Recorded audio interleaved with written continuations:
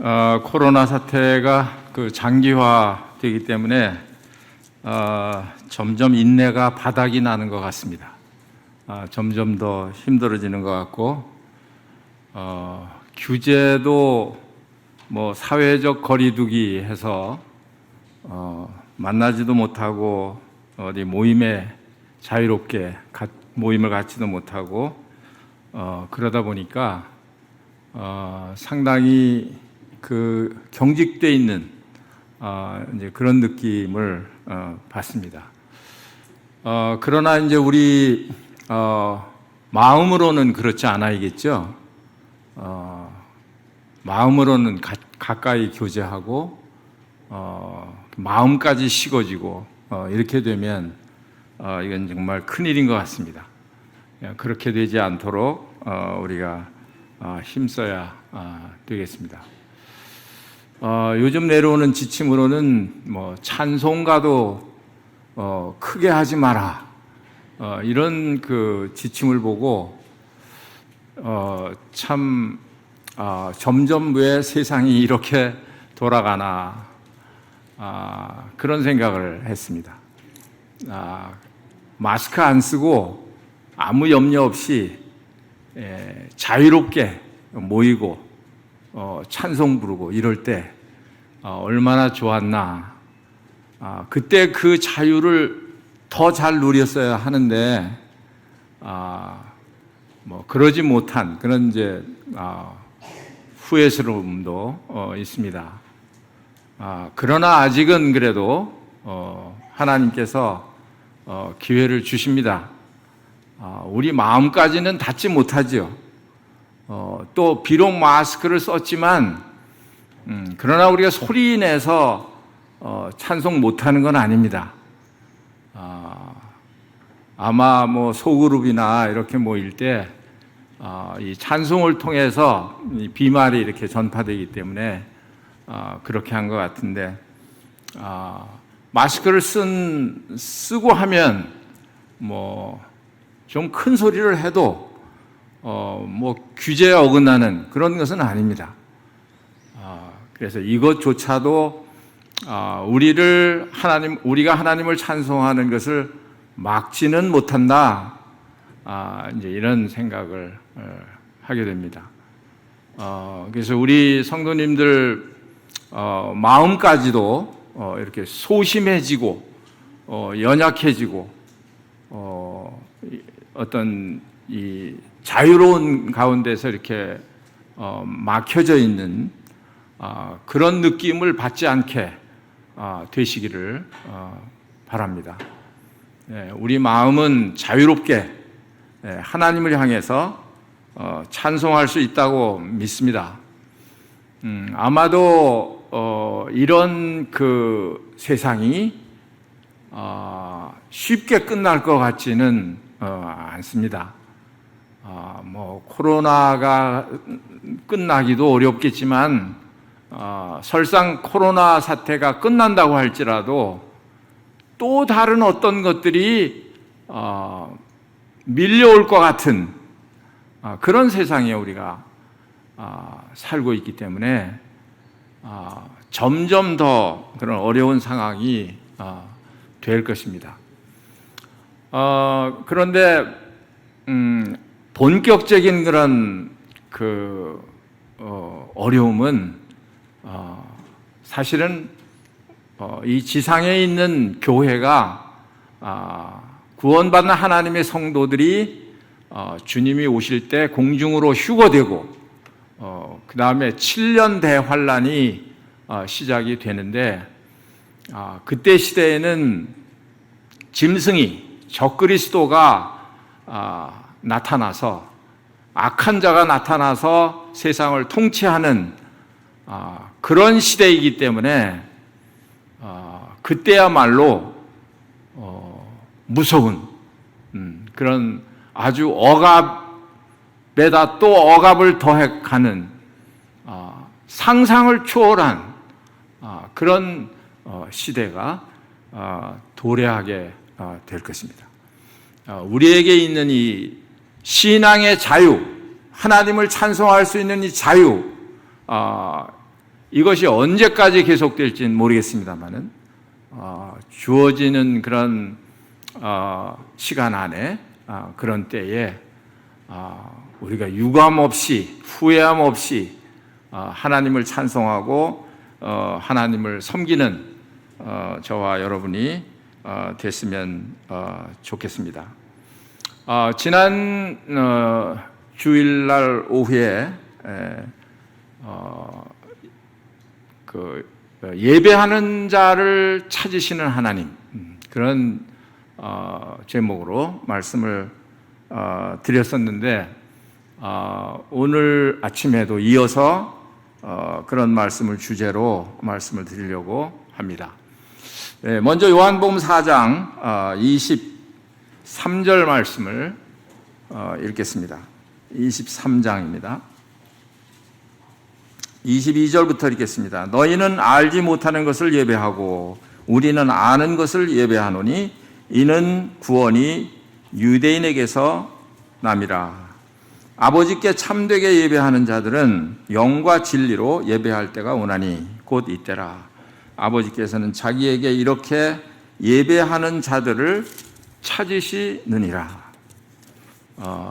하나님은 이때뿐 아니라 우리가 살고 있는 이 시대에도 하나님께 예배하는 자들을 찾고 계시는, 기다리고 계시는, 우리에게 예배를 받기를 원하고 계시는 그런 하나님을 우리는 성경에서 살펴볼 수가 있습니다.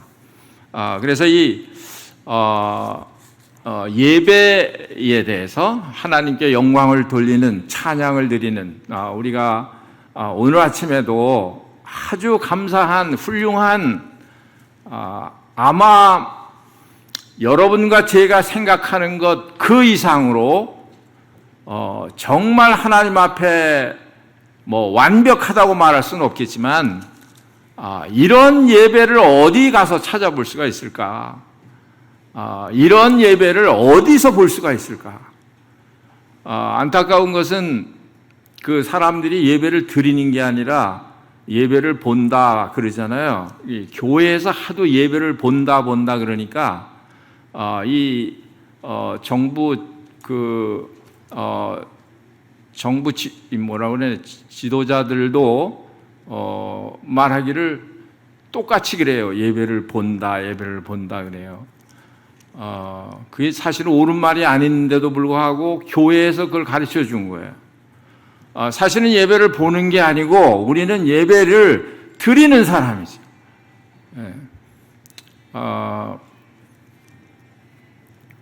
벌써 끝날 시간이 아닌데 어디서 이렇게.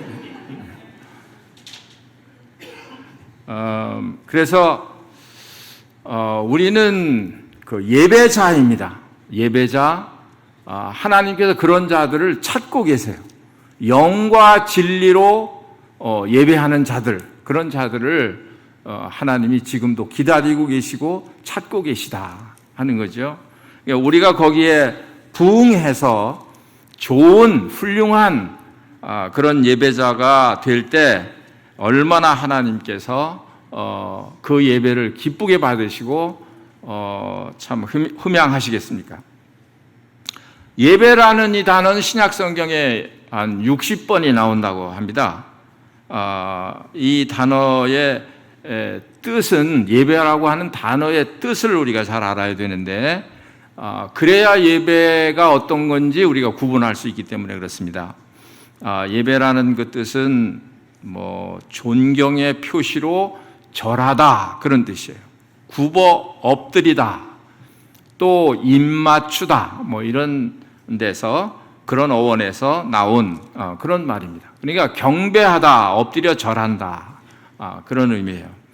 아주 함축적으로 예배에 대한 정의를 잘 말해 놓은 것이 있는데 이런 것입니다. 예배란 최상의 존재이신 하나님께 최고의 존경, 경의, 경배, 찬양, 영광을 드리기 위한 행위 및 그 예식이다. 이렇게 어떤 사람이 정의를 했습니다. 아주 합당한 그런 그 설명이라고 생각을 합니다. 사람들이 모이기만 하면 다 예배가 되는 게 아니다 하는 걸 우리에게 가르쳐 주는 거예요. 모여서 이런 행위, 하나님께 최고의 그런 존경을 드리고 경의를 표하고 경배하고 찬양하고 영광을 드리는 이런 행위가 없으면 그건 예배가 아닙니다. 그래서 그냥 모이면 예배가 다 아니에요. 그래서 뭐 주일 보통 이제 흔히 이런 얘기를 합니다. 주일 대예배, 뭐 수요 예배, 뭐 가정 예배, 심지어는 장례 예배, 뭐 또 돌 예배, 뭐 예배 종류가 사실은 그런 가운데서 하나님을 찬양하고 경배하고 뭐 이렇게 한다면 모르겠지만 그렇지 않는 것은 성경에서 말하는 그런 예배의 행위는 아니다 하는 것입니다. 그래서 성경에서 제가 이 예배의 모형을 소개를 해드리려고 합니다. 이 모형을 잘 살펴보시면 예배가 어떤 것인지 우리가 알 수가 있게 됩니다. 누가복음 17장 말씀해 보시면 11절에서부터 기록이 되어 있는데요. 예수님께서 예루살렘으로 가시는데 사마리아와 갈릴리 사이로 지나가시게 됐습니다. 그런데 거기에 열 문둥병자, 나병 환자가 있었는데 아마 이 나병 환자 10명 중에는 이방인도 있고 유태인도 있고 그렇게 믿어집니다. 그러냐면 이 뒤에 칭찬한 그런 한 명의 문둥병자를 이렇게 이방인 외에는 없느냐라고 말씀하신 것을 보면 아마 유태인도 껴 있는 것 같아요. 유태인은 하나님의 선민이라고 해서 나병에 안 걸리는 게 아니잖아요. 나병에 일단 걸리면 사실은 유태인이든지 아니면 이방인이든지 차별이 없습니다. 로마에서 보니까 죄에 대해서 나오는데, 죄인에 대해서 나오는데 유태인들이 범하는 죄나 이방인들이 범하는 죄나 다 똑같은 죄인이다. 모든 사람이 그래서 죄를 범했다. 이렇게 로마서 3장에 기록을 해놓고 있는데 이 문둥병은 무서운 병입니다. 온 몸이 이렇게 썩어 들어가는 그런 병이에요. 점점 심해지면 뭐 다리도 손가락도 코도 귀도 다 썩어서 이렇게 떨어져 나가는, 결국은 그것 때문에 죽게 되는 그런 이제 불치병인데 이것은 우리가 보통 그 죄를 상징하는 것으로 우리가 받아들이고 있습니다. 그런데 이 10명의 문둥병자가 예수님 앞에 나와서 소리를 질러서 우리를 불쌍히 여겨주십시오. 예수 선생님이여 우리를 불쌍히 여기소서 하고 소리를 질렀어요. 무슨 어떤 소문을 들었는지 모르겠습니다. 예수님께서 모시고 이르시되 가서 제사장들에게 너희 몸을 보이라 하셨더니 그러니까 이 10명의 문둥병자를 낫게 해서 제사장에게 보이라고 하는 게 아니에요. 그냥 날 불쌍히 여기달라고 얘기를 하니까 예수님께서 제사장에 가서 내 몸을 보이라. 어떤 의미인지 뭐 잘 모르겠습니다만은 또 이 문둥병자들도 왜 나는 고쳐주지 않고 제사장으로 나를 보내느냐 뭐 이런 말 하지 않고 뭐 제사장한테 가면 이 나병을 고칠 수 있다고 말씀하시는 건가? 뭐 어떤 생각을 하고 가는지 모르겠습니다. 여하튼 이 10명이 예수님 말씀대로 제사장에게 가고 있었습니다. 그런데 그들이 가다가 깨끗함을 받은지라 이렇게 말씀하고 있어요.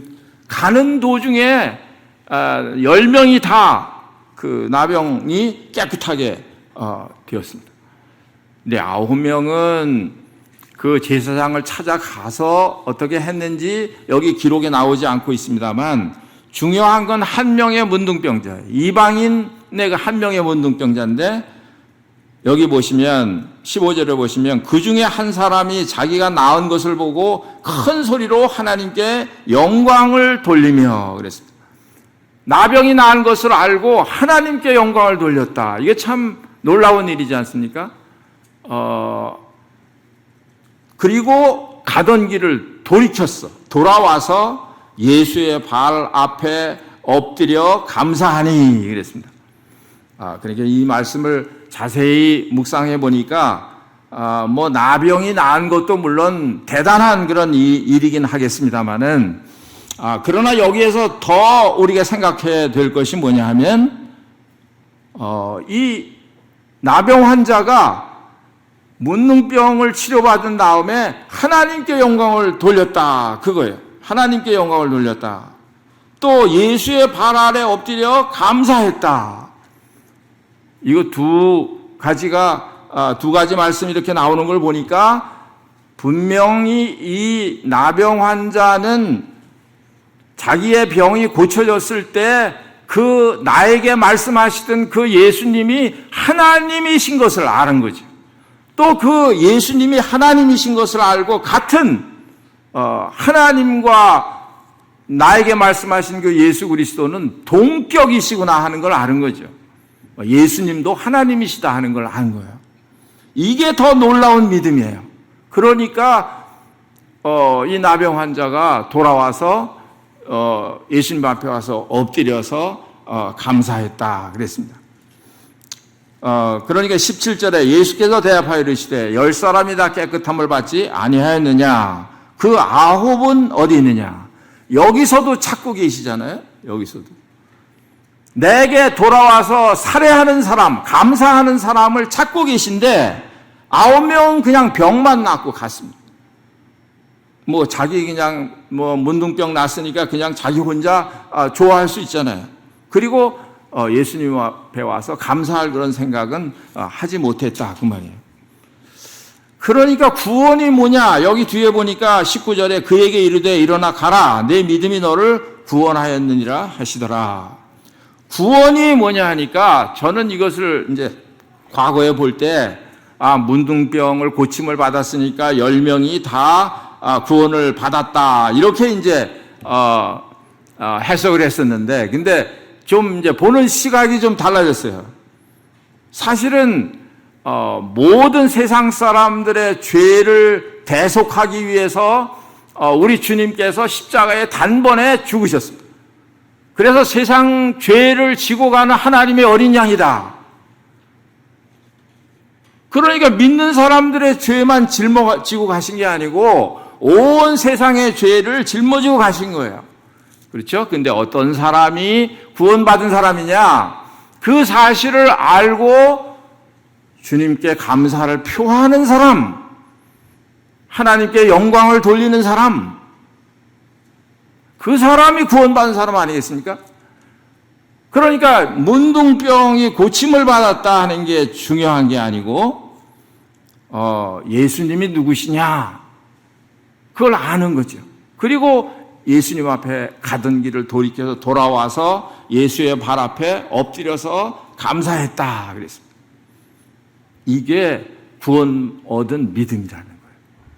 그러니까 구원 얻은 사람은 나는 죄사함 받았다, 구원 받았다, 이러고 자기 갈 길 가는 사람이 아니라는 겁니다. 하나님 앞에 와서 엎드려서 감사합니다, 경배합니다 하는 그 행위가 있는 사람, 그 사람이 정말 믿는 사람이다라는 거예요. 그러니까 이 예배는 믿는 사람 중에서도 특별한 사람이 드리는 예배가 아니라 구원받은 사람이라면 모든 사람이 다 예배를 드려야 한다는 거예요. 드리게 된다는 거예요. 예배를 드리는 게 없으면, 하나님께 감사한 마음이 없고 찬송하는 마음이 없으면 사실은 그 마음 속에 그리스도가 구원이 생명이 이루어졌는지 사실은 우리가 잘 알 수가 없는 거죠. 그 다음에 요한복음 12장에 가보겠습니다.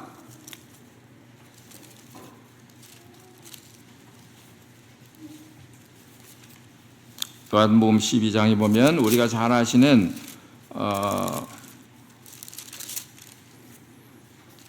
그 마르다가 향유를 예수님 발 앞에 붓는 그런 모습이 나옵니다. 아주 비싼 향유를 가져다가 예수님 발에 붓고 자기 머리털로 그의 발을 닦으니, 이게 예배의 행위예요.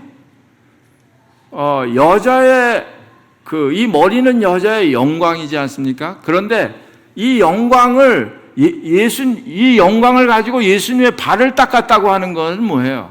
완전히 자기는 없는 거예요. 온전히 하나님 앞에 엎드려서 경배하는 거예요. 머리털로 그의 발을 닦으니 향유 냄새가 집에 가득하더라. 이 마리아는 아주 예수님의 사랑을 받는 그런 베다니에 있는 나사로, 마르다, 마리아, 이런 아주 사랑받는 그런 가정이었습니다. 그런데 12장에 보니까 그 오라버니 누구죠? 나사로가 죽은 지 사흘 만에 썩어서 냄새나는 그 나사로를 예수님께서 무덤에서 나오라 소리하니까 그 나사로가 그 가운데서 일어난 그런 사건이 바로 앞에 11장에 기록이 되어 있습니다. 그러니까 이 마리아는 그렇지 않아도 예수님 발 앞에서 예수님 말씀을 듣기를 좋아하는 그런 사람이었습니다. 그래서 예수님이 어떤 마음을 가지고 계신지, 앞으로 어떻게 될 것인지, 이런 것에 대해서 아주 자세하게 듣고, 다른 사람은 몰라도 이 마리아 마음속에는 예수님에 대해서 잘 알고 있었다고 생각이 돼요. 거기에다가 또 눈으로 봤잖아요. 오라버니 나사로를 죽은 가운데 살리신 것을 봤잖아요. 그러니까 이 예수님은 부활의 주님이시고 생명의 주님이시다, 이런 걸 이 마리아 마음속에 아마 굳게 믿었을 거예요. 그러니까 이 마리아가 지금 하는 행동은 그냥 억지로 마지못해 하는 그런 행동이 아닙니다. 뭘 봐서 알 수 있느냐 하면 지극히 비싼 향유를 발에 붓는 것을 보니까요. 아까운 게 전혀 없는 거예요. 그러니까 예수님을 이렇게 아는 사람이 예배를 드리는 거죠. 교회 문턱만 들락날락 하는 사람은 노래는 할 수 있을지언정 하나님 앞에 예배는 못 드리는 거예요. 그런데 여러분과 저는 예수님을 알잖아요. 요한복음 4장에 나오는 대로 알잖아요. 우리는 주님을 알잖아요. 그러니까 이런 사람, 예수님이 누군지 아는 사람, 죽었다가 부활하신 그리스도인 걸 아는 사람, 부활이요 생명이신 그리스도를 아는 사람, 이런 사람이 아니면 어떻게 하나님을 찬송할 수가 있겠습니까? 어떻게 예배드릴 수가 있겠어요? 그래서 우리가 지금 우리는 아까도 말씀드렸지만 우리 자신들이 생각하는 것보다 훨씬 놀라운 예배를 드리고 있는 거예요. 놀라운 예배를 드리고 있는 겁니다. 물론 이런 겉의 행위뿐만이 아니고 우리 중심으로부터 하나님 앞에 마음으로 이렇게 다른 데 마음 뺏기지 말고 하나님께 충분히 이렇게 예배를 드리면 더욱 더 좋겠죠. 뭐 그런 부분에 있어서는 우리가 부족한 걸 인정을 합니다만은, 그러나 여러분과 제가 그리스도를 알고 입으로 그리스도를 고백하고 하나님을 찬송하고, 이게 놀라운 일이라는 거예요. 이렇게 예배 드리는 거 어디서 함께 할 수가 있겠습니까? 그런 회중에 내가 있다고 하는 게 얼마나 복스러운 그런 일이에요. 저는 너무너무 감사해요. 어렸을 때부터 저는 장로교회에서 자랐던 사람이라서요. 이런 광경을 본 적이 없습니다. 그냥 예배드리러 모이면 목사님 설교가 중심이에요. 사실은 설교가 예배는 아닙니다. 분별을 하고 계셔야 돼요. 그래서 사도행전에 나오는 초대교회 때 보니까 사도들의 가르침을 받는 게 따로 있었잖아요. 또 떡을 떼는 시간이 따로 있었고, 또 교제하는 게 따로 있었고, 기도하기를 전혀 힘쓰고, 그러니까 예배의 뜻이 말해주는 것처럼 하나님께 영광을 드리고 경배하고 찬양하고 엎드려 절하고 이런 행위가 없으면 그건 예배라고 볼 수가 없는 거예요. 그 다음에 시간이 없기 때문에 한 군데만 더 찾아보겠습니다. 누가복음 7장에 보시면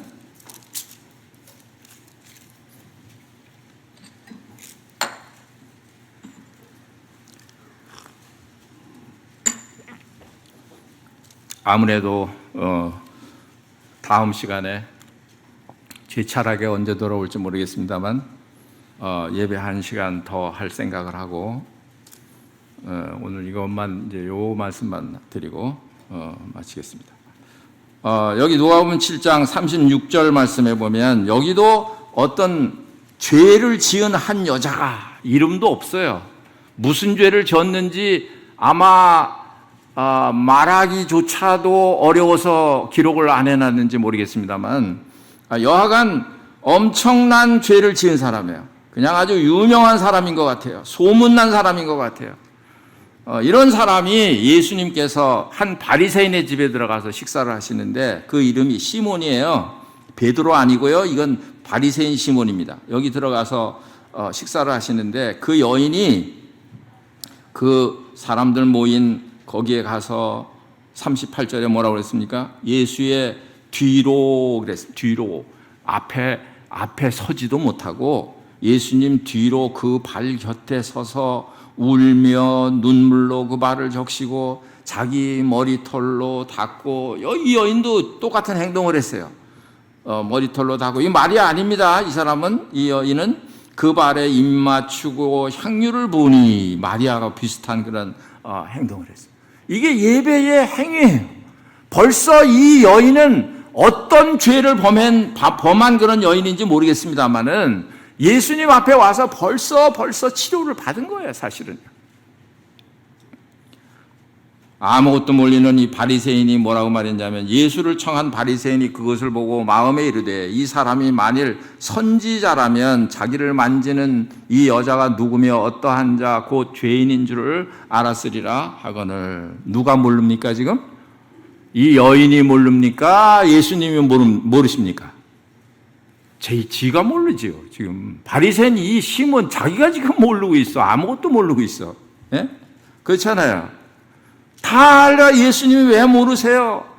이 여인이 어떤 죄를 졌는지 얼마나 큰 죄인인지 다 알고 계시는 거예요.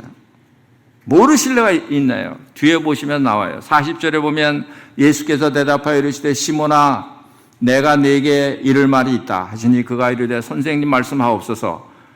이르시되 빚 주는 사람이 이제 설명을 드리겠습니다.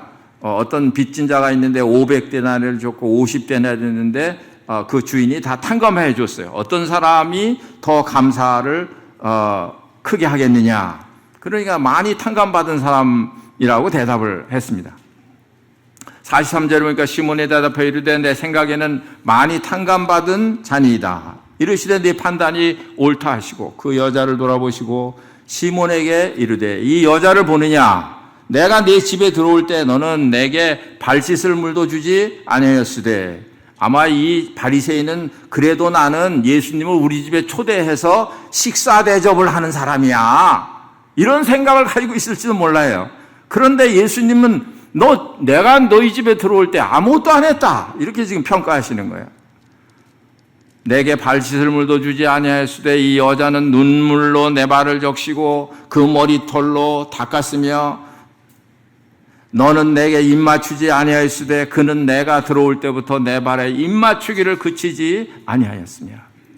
죄를 용서받은 사람의 행위입니다. 죄를 용서받은 사람의 그런 예배의 모습이에요. 여러분과 제가 그렇잖아요. 그걸 알잖아요. 얼마나 큰 죄인인데 예수님의 은혜로 그 피로 우리가 죄 속죄함 받은 이런 사람들 아니에요. 46절에 너는 내 머리에 감람류도 묻지 아니하였으되 그는 향유를 내 발에 부었느니라. 이러므로 내가 네게 말하노니 그의 많은 죄가 사하여졌도다. 이게 예수님 말씀하시는 거 보니까 이 여인이 큰 죄인은 죄인이었나 봐요. 많은 죄가 사하여졌도다. 이는 그의 사랑함이 많음이라. 사함을 받은 일이 적은 자는 적게 사랑하느니라. 이에 여자에게 이르되 내 죄사함을 받았느니라 하시니. 사실은 이 여인이 향유를 붓고 이렇게 하는 행위 이런 것도 훌륭합니다만은 그러나 죄 사하는 권세를 가지신 예수 그리스도 그분을 알았다는 거예요. 그래서 체면도 불구하고 자기 위신도 내려놓고 동네 사람들이 다 알 거 아닙니까? 이 여인이 어떤 사람인지. 그럼에도 불구하고 예수님 발 앞에 와서 자기 머리털로 예수님 발을 씻기고 향유를 붓고 울면서 이게 예배의 모습인 거예요. 그러니까 우리가 예배 때 예배 시간에 앉아서 어떻게 자기가 나오겠습니까? 어떻게 자기를 생각하겠어요? 그렇게 할 때 우리가 예배를 전혀 드릴 수가 없는 거죠. 정말 나는 이와 같은 죄인인데 용서받은 이런 죄인입니다. 그냥 하나님 앞에 서기도 부끄러운, 그냥 뒤에서 발 옆에서 서서 눈물을 발에다 떨어뜨릴 수밖에 없는 그런 사람들입니다. 이게 우리에게 보여주는 이런 예배의 모형이에요.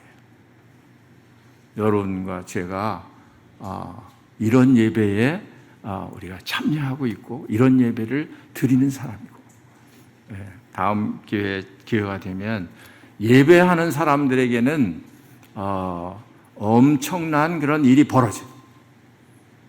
놀라운 일이 벌어집니다. 찬송을 부르세요. 찬송을 부르세요. 놀라운 일이 생깁니다. 찬송 부르세요. 찬송을 부르면 신기한 일이 생겨요. 또 궁금하셔가지고 다음 시간에 하겠습니다. 기도하겠습니다. 아버지 하나님 감사합니다. 저희들에게 은혜를 주시고 예배할 자로 불러주셔서 감사합니다. 저희들의 부족한 예배일지라도 아버지 하나님께서 기뻐 받으시고 영광을 받으시는 것을 생각할 때 감사합니다. 저희들에게도 이와 같은 기쁨을 주셔서 감사합니다. 우리가 모두가 다 훌륭한 좋은 그런 예배자들이 되게 해 주옵소서. 예수님의 이름으로 기도합니다. 아멘.